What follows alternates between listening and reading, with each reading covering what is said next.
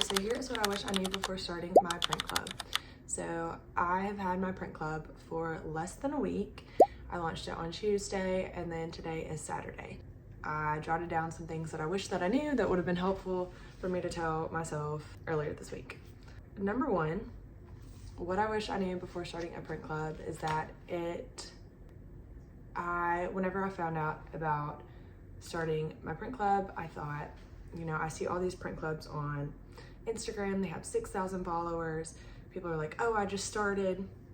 I got $20 or 20 subscribers my first month, and then the next month got 200, 300, and it just grew. And I know I've only had mine for a week, but I think before I started out, I had all these expectations of like, oh, that's gonna be me too. And I have had some people subscribe, which I am so grateful for, but I think I wish I knew that it's probably gonna be a bit more challenging than I thought to grow, and that a huge part of it, launching a print club is one thing, but like the marketing and the posting and the filming your process and the marketing and PR of it all is also a huge part of running a print club, because you have to share with people about it. And some of it is word of mouth, but I think I love art and I love painting, and so I love the print club aspect of it, but then I think I just didn't realize like how much promoting I will need to do for my print club in order for it to grow. And so I think maybe I just thought, oh, print clubs, you know, people join those and they're great and they explode. And I think I wish I knew before I started that a huge chunk of my time will be spent on making videos and marketing and filming the process and doing all of that, which is fine. My degree in college was PR and marketing, so I do enjoy that, but I just think as an artist, it's like I want to spend most of my time painting and creating art, and in order for me to share it with people online, it's like you still have to video it and share it. And yeah, that is one thing that I kind of forgot about in this process. The second thing that I wish I knew before starting a print club is that, you know, printer settings, figuring out the printer, that was very difficult for me. Everything that I printed is just like a lot of trial and error. So when I started out printing, they were like it was very opaque, and so I was like, this is not how I want it to look. So like I scanned everything in, figured out how to use the scanner, set up the printer, and then things started becoming like, this one only printed out part of the way, and then they started printing out like this on both sides, and I was like, no, I need the print on there too. So I was like, this has gone to waste on my nice paper. It was becoming too saturated or too opaque. I was like, I need it just in the middle. I had trouble getting the sizing right, so this was like printing out, you know, not correct for the postcard. And again, it's like way too saturated here, too opaque there.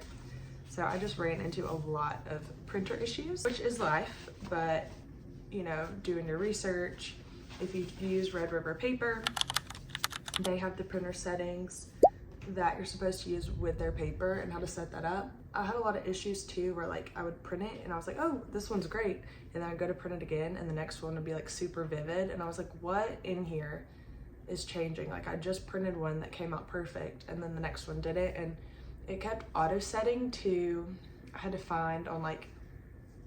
keep clicking through on my printer settings, and it kept checking vivid instead of original or something like that. Standard. I had to change it back to standard because it was automatically changing to vivid. So it's just, that took hours trying to figure out how to get the settings right.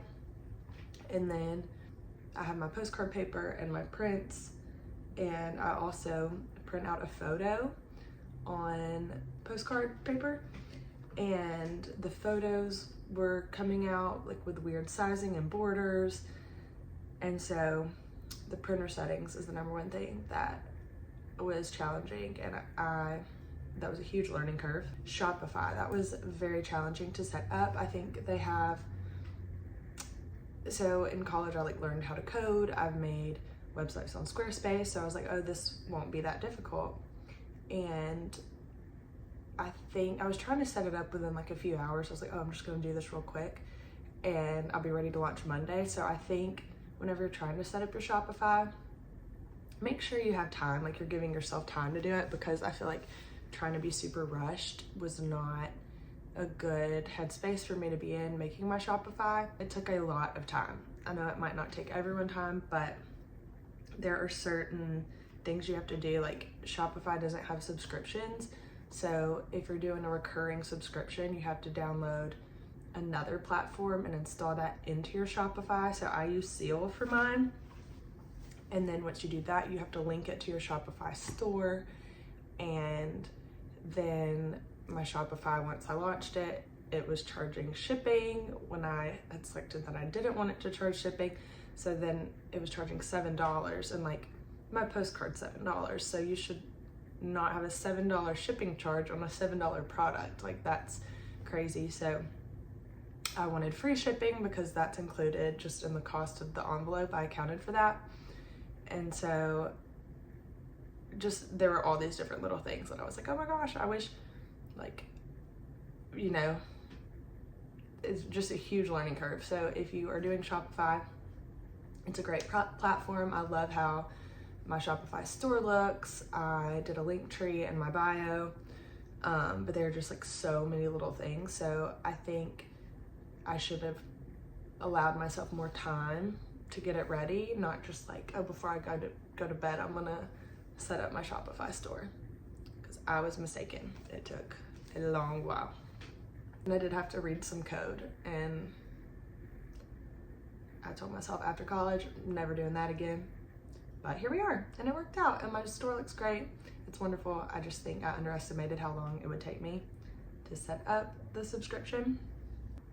Before starting my print club, I've planned this out for a year. Like I have this whole journal full of all of my goals and my art ideas and hooks and YouTube video ideas and things I want to start, and on my print club cities and just details as far as like cost. Like I have this whole page of the different types of printers that I think I could use and what printer paper I should buy.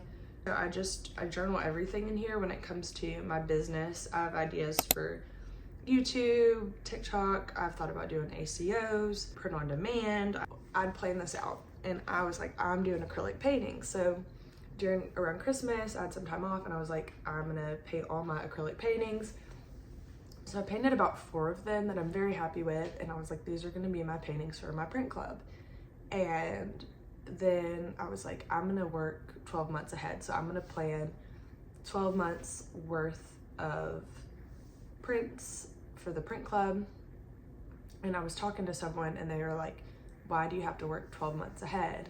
Why can't you just launch it? And I was like, well, it has to be planned out. Like if I get busy, you know, I work, and if I get behind, like I was just like, I can't launch it until I have a whole year's worth of prints. And I think it is good to have some cushion, but there's also something to be said for just doing it. And so I think if you're ready, just go out and do it. Finding your niche is huge. So mine's called Along the Way. It's about traveling. I lived in Europe, and it's about, you know, all the different cities that I went to. So each month is a different city. And I think it really changed for me when I realized I want to do watercolor instead of acrylics. I was able to find my niche a little bit easier. So here are some examples of some paintings, and this is from Nice, France. This is from Seven Sisters outside of London. And I think I was able to make them all look more similar than with acrylic. My paintings they have a similar look, but I think I was able to niche down a bit more with the watercolor paintings. I have some more, but anyways. So I think finding your niche is huge, and figuring out what you want to say, what you want to share with people. Like, what is your art about? I've seen some really, really good ideas, and you know, there's a lot that's already been done. So I think figuring out how to like not copy someone else, but how to see what other people are doing and draw inspiration from that, and then make it your own. A lot of people include stickers. I don't have stickers in my club, but if you see something you like, write it down and then keep thinking on it. I was gonna do wax seals on mine. I bought all this wax, and then when it came time to send it, I decided, you know what, I'm not gonna do wax seals. It makes the cost of shipping more expensive. I saw other art clubs where the wax seal kept coming off. So by the time that people got it, it was like this like oily spot, I guess, on it where the seal had been. And so that person ultimately switched to stickers. And so I think there's some trial and error, being flexible, being able to change. So yeah. So the other thing I think that I wish I told myself or wish I knew before I started the print club is to have fun. This is art, it's supposed to be fun. I think print clubs are supposed to be light. They're supposed to be, at least in my opinion, like a happy piece of joy that people are getting in the mail. I think with AI and the internet and social media, people are craving something that is real and tangible, makes people feel understood and seen, and I wanted to give people a piece of adventure. So if you're at home with kids and you want to travel and you can't, or if, you know, money's tight and you want to go all these places and you couldn't, like I know during the pandemic and COVID, I really wanted to travel, but the world was shut down. So I would watch all these YouTube videos of people traveling and things like that. And so I think I also just want to share my adventures with people who maybe can't travel and give them a little taste of whatever the city is for that month. My big point, I think I already talked a little bit about this, but you don't have to be ready to start. Just do it. I think I saw this quote, I feel like I'm gonna butcher it, but it was like, everything doesn't have to be perfect. Oh, what is it? It was like, okay, so the quote or the mantra or whatever that I was looking for is that make it exist first, but you can make it good later. And I kind of hate it because I'm an artist. I feel like I'm a bit of a perfectionist, and if I say something's like done, or if I'm trying to sell something, I want it to be perfect. I want it to be the best. I know if I put my name on something, then I want it to be a quality of work that I am happy with. One time, it reminds me, this is a terrible story, but I went to go get my hair cut and dyed, and I wanted bangs and I wanted to dye my hair black, and the hairstylist was like, absolutely not, I have like a big cowlick and then some other things, and she was like, it won't look right with your skin tone. And she was just like, I don't want somebody to ask like where you got your hair cut and then you say my name. So she was like, I'm not doing that, which was kind of wild to me, but I kind of feel the same way with my art. It's like, I don't want somebody to be like, oh, who did that painting? And then they say my name and it's something I'm not like proud of or happy with. But I think there's also a bit of a surrender with a print club, and something that I need to work on is just like, I think at some point it kind of becomes a bit of procrastination of just like, I want to do this thing and then I never do it. And I kind of got tired of being the person that's like, oh, I want to start a print club, and I tell people about it, and then just a year goes by and I never did it. And I started hating that more than the piece of me that was a perfectionist. Like I got to the kind of a breaking point of like, okay, you know what, I'm just gonna make it, and it is what it is, and I'll do my best, and I'll put out something that I think is the best that I could do, and then I'm just gonna start. So I think this thing of like, oh, you have to be ready or it has to be perfect, it's like you learn as you go. So I think each month my goal will be to make it a little bit better and to just to grow and learn. And so I hope that each month my painting becomes better, my art becomes better, my vlogs become better, and the painting tutorials become better, and that's the goal. But I think that only comes through practice and doing. And if I just keep waiting, I mean, like, nope, it needs to be perfect, like, I'm obviously going to put out a product that I think is as good as it can be, but naturally through repetition and practice it's going to get better as I go along. Oh, this was another big point that I had. So what I wish I knew before I started was I started with 6 different products on Shopify. So I had my postcard that I'm selling, the envelope, and so those are 2 different price points, 2 different options. They have some of the similar things. It's the same print, kind of similar story, same video tutorial, but the envelope obviously has a bit more things included in it. And so I launched a monthly subscription for both of those. Then I started doing the 6-month subscription for both of those, so you could buy a 6-month deal for that. And I think that would be really great for gifts, for Christmas, for birthdays. Like, I bought you a 6-month art subscription. I think that's really sweet and thoughtful, especially because it's the gift that keeps on giving. And then a 12-month subscription. So those are 3 different options. The 6-month and the 12-month one were also 10% off of the monthly one. Sorry, my phone's about to die. So these were 6 different products I was trying to launch on Shopify, and it was just very difficult to figure out Shopify, figure out how to launch one product, much less 6, by the deadline that I was trying to set for myself. And so I think I would tell myself, start less and then grow, start with less and then grow. Like, less is more, you know, get the monthly subscriptions out, see how they do. Then in time, you know, do the 6-month one, then the year one. I also struggled because a lot of my friends live internationally. And so I had people message me and show interest more so in Europe than in the US. And so that was hard for me as well because I don't have the international shipping one. I think I want to use Patreon for that. I need to check and see. The international shipping is just so expensive, and I don't feel good, you know, selling a product where the shipping is just as much as the envelope. And so I think I've kind of struggled with like how to price those for it to make sense. And I think I just need to do more research and figure out what subscription service I should use because I'm already paying for Shopify. But yeah, so I think I have all these dreams and goals, like, oh, I want to do international shipping because I already have interest from international friends. And then I want to offer 6-month ones for the holidays and then a year one, because I understand that it might be awkward. Like, I know a lot of people and they're probably like, oh, you know, like, I'm gonna know if they cancel the subscription. So it's kind of like a weird thing, like when somebody unfollows you, it's like, oh, you know, like, I don't want to join her subscription and then cancel it, and she knows.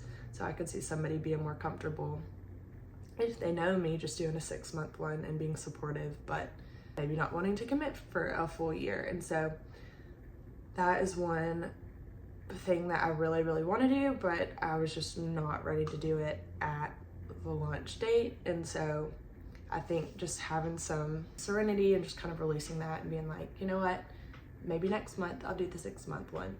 Then in November, I'll do the 12-month subscription. So I think just not trying to rush everything and have everything right now is also a big thing that I've had to realize doing my print club. So I hope that you'll enjoy this. If you have any other questions, please comment. I would love if you would join along the way. Yeah, my Instagram is in my bio if you want to follow along. I'd love it if you'd subscribe to my channel. And I really appreciate you being here. If you have any other questions about how to start a print club, let me know. I'd love to create a PDF about all the tips and tricks of how to do the printer settings, or what type of paper specifically I bought, or how to launch your Shopify store. I could give you some tips or tricks. So let me know what you would want to know. And thank you so much for following along, and I will see y'all next time.